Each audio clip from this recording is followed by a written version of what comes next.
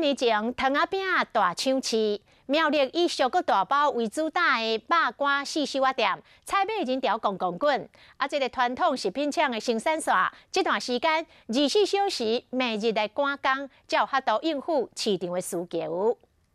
肉干店介绍的所在排队排甲长长，民众每一个人的手拢安尼赶一卡那，排甲满赶回去厝。还有多少2256。记者现场观察，一台收银机1点钟会当计销30个人左右，每一个人平均是买2000，等于一台收银机1点钟就差不多有6万啊。现场有6台呢，这收入真惊人。要办年货啊，对，有时候可能排个10几20分钟。民众办理会买家伫厝内嘛帮别人买，早着拢有列好清单。另外，家己手工的两间店人气嘛真好，民众像号满咧排队，有人开卖前1点钟来，也佫有人天未光就来。伊这限量的物件就是安尼2、3点就有人来物件。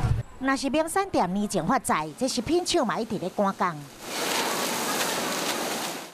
生产线平常时开机是8小时，即马咧变成24小时咧赶工，产力翻3倍，就是要拼出产量甲销量。